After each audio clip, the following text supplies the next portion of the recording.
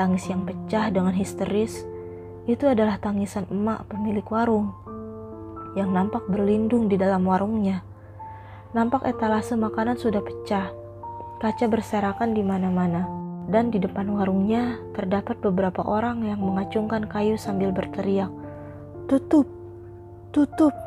Ini bulan Ramadan, warung makan harus tutup. Ini sidak warung makan yang buka siang hari.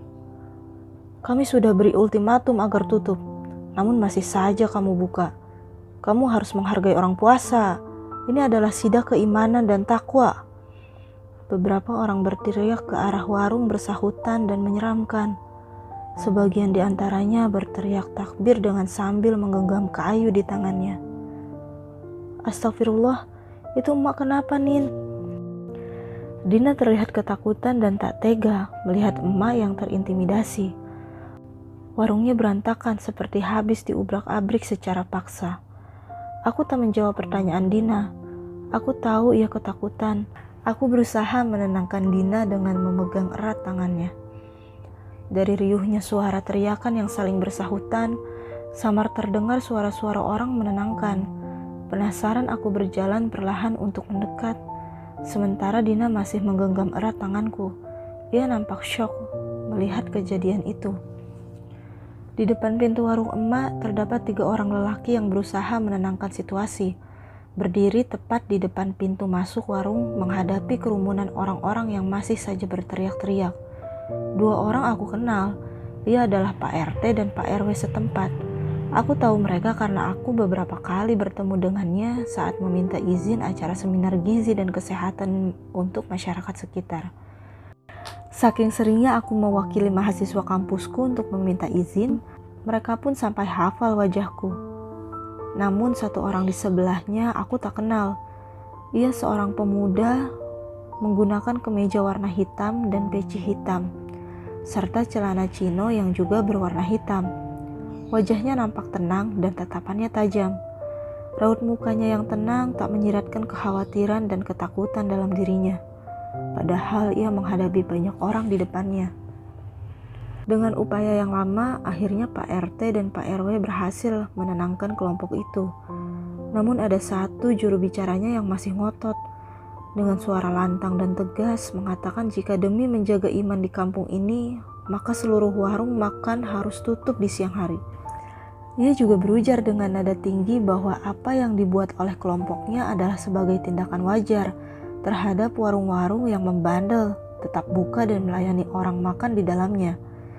Maka demi menyelamatkan iman di kampung ini, warung ini pantas untuk dihancurkan karena telah merusak keimanan dan tidak menghargai orang yang sedang berpuasa.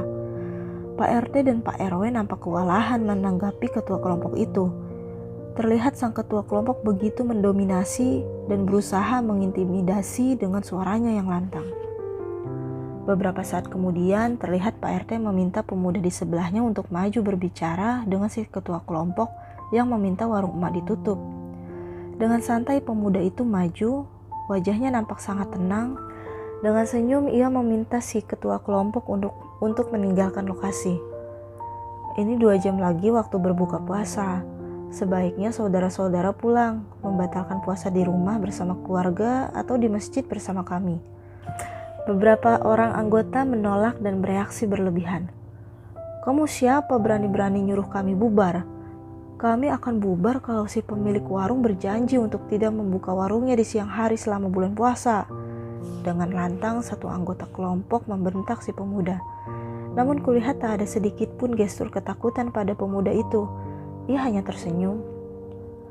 Saya bingung, apakah harus yakin atau heran dengan pakaian yang kalian pakai dan takbir yang selalu dikumandangkan. Saya melihat kalian sebagai seseorang yang mendalami agama, ditambah tuntutan kalian akan kekhawatiran terhadap turunnya iman kalian. Nah, di sini saya yakin kalian adalah orang-orang yang mengerti dan berupaya untuk taat pada agama. Namun saya juga heran, karena di saat yang bersamaan, justru yang kalian lakukan sekarang ini terlihat seperti gangster ketimbang kelompok yang mendalami agama. Seketika hatiku seperti terpukul sangat keras mendengar ucapan pemuda itu kepada kelompok yang meminta warung emak tutup. Bagiku yang tak ada di barisan mereka yang meminta warung tutup, barisan kalimat si pemuda itu begitu keras, sangat telak. Habis kalian, gumamku dalam hati. Aku setuju dengan ucapan pemuda itu. Dengan tenang ia menyampaikan hal tersebut, namun efeknya menyesakan. Kelompok itu bereaksi semakin keras dengan gaya arogannya. Beberapa dari mereka menunjuk-nunjuk si pemuda dengan acungan kayu. Seketika kalimat kasar dan ancaman ditunjukkan pada pemuda itu, yang kemudian dilerai oleh beberapa warga yang berupaya menengahi. Kulihat pemuda itu masih tetap tenang, tak terlihat sedikit pun rasa takut meski ancaman bertubi-tubi menyerangnya. Sudah berhenti, suara terdengar dari kejauhan. Terlihat seorang kakek tua bersorban dan memakai peci haji mendekati kerumunan. Belakangan aku kenal beliau. Ia adalah Haji Syarifuddin, tokoh agama dan tokoh masyarakat di kampung itu. Seorang kiai yang sangat dihormati dan sering mengajar di masjid-masjid sekitar kampung. Dengan tongkatnya, Pak Haji berjalan mendekat, yang lalu disambut pemuda tadi menghampiri dan mencium tangan Pak Haji dengan takzim. Disusul ketua RT dan RW. Jai, udah cukup kamu ajak teman-teman kamu itu pulang. Terlihat Pak Haji Syarif mengenal ketua kelompok itu. Menunduk sang ketua kelompok mencium tangan Pak Haji, lalu meninggalkan warung emak disusul anggota-anggota kelompoknya. Terlihat ketua kelompok itu masih menatap sinis pada pemuda tadi, lalu pergi menjauh. Terima kasih Pak Haji. Dengan takzim, si pemuda itu berbicara dengan Pak Haji Syarif.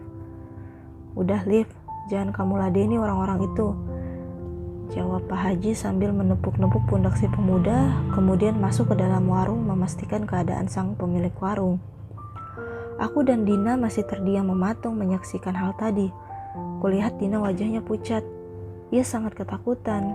Sedangkan aku kagum dengan apa yang disampaikan pemuda itu. Ia begitu tenang, begitu yakin. Tak ada raut ketakutan, tak ada raut kekhawatiran. Aku kagum. Dina menarik lenganku. Ia mengajakku untuk melihat kondisi emak di dalam warung. Kami mendekati pintu warung, melihat emak yang masih menangis. Ia tak mengira akan sampai seperti ini. Warungnya hancur, makanan yang telah dimasaknya berceceran. Aku tak bisa berbicara banyak. Kulihat emak masih nampak syok dengan kejadian itu. Di dalam warung Pak Haji sedang berbicara pada emak dan suaminya, berupaya menenangkan hati mereka. Pak RT dan Pak RW terlihat membantu pemuda tadi membersihkan kaca-kaca yang berserakan. Sedangkan aku dan Dina hanya melihat dari bibir pintu. Tak banyak yang bisa kami lakukan selain turut bersedih akan apa yang terjadi. Tak lama kami di sana sebelum akhirnya aku dan Dina memutuskan untuk kembali berjalan menuju Masjid Al-Ikhlas.